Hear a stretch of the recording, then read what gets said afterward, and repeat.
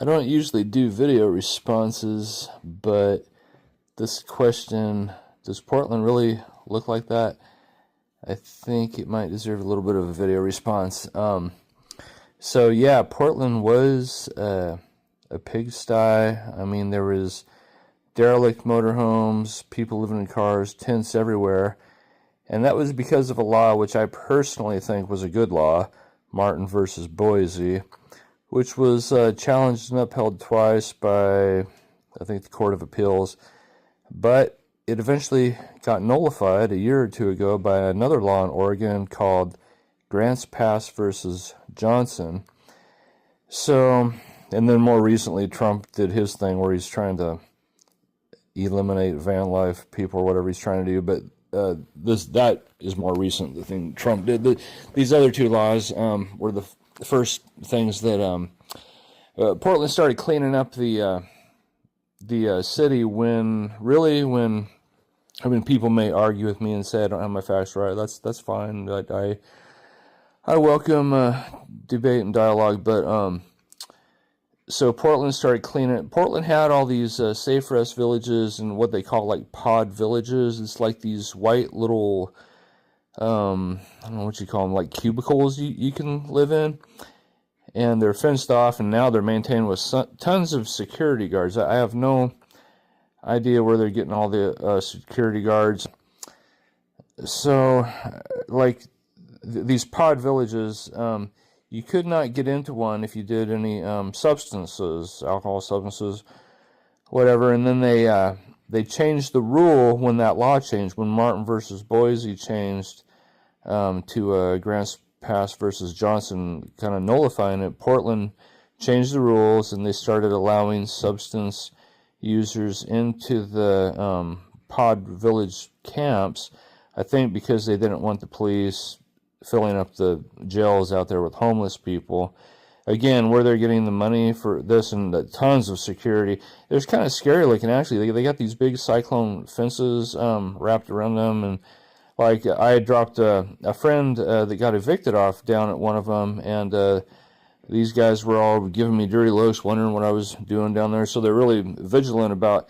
They patrol the streets, which I don't think they're really supposed to do. I think they're supposed to just be inside the camps or whatever.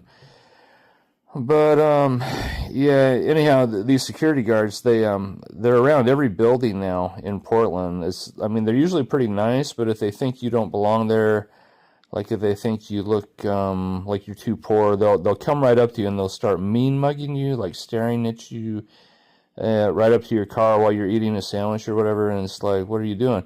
And they probably have a hidden camera, and they're probably waiting for you to lash out at them so they can get it on video. Then they can have an excuse to call the real cops on you or whatever, because Portland defunded the cops a lot after that George Floyd thing a few years ago.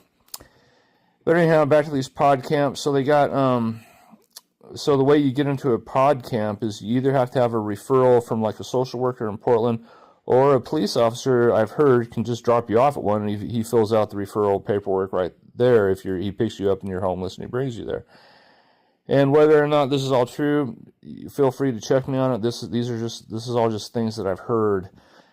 And so they let the substance users in there, but they also have like elderly and geriatric people in these places using walkers and on medical stuff, and they have them in different sections, and they have the substance users in the other sections that are fenced off. Now, at one of the camps near the Ross Island Bridge, I'm surprised this wasn't in the news, but there's so much crazy stuff going on.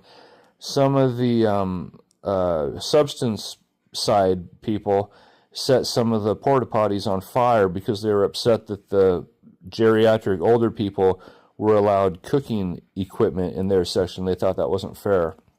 That happened at the camp near Ross Island Bridge. There's these camps all over Portland now. There's another one near Waterfront, downtown Portland, kind of between PSU and Waterfront. And I don't know if I think maybe I've touched on everything there is to touch on. I personally, I don't think affordable housing is the issue. I think low wages is the issue. I mean, my $9 got me a nice apartment. My $9 an hour got me a nice apartment in Portland back in the 90s, and now you would need like $60 an hour at least working full time somewhere. And if anybody wants to do that, I think you can go to community college for a year and a half, and you can get a radiology technician's license, and I think that usually pays like 35 to 45. But if you know how to hustle your employer, you probably get them to pay you 60 for different shifts, differentials, and on-call type of stuff, I would imagine. But okay, it looks like this is about a 6-minute response. I guess maybe I could speed it up a little. So, but yeah, your original question was, does Portland look like this? It did. Now it's not so bad. Down by the train station, I've seen some tents. There's different places where there's tents, but it's not as bad as it was. Foster was real bad. It had those derelict motorhomes all up and down Foster.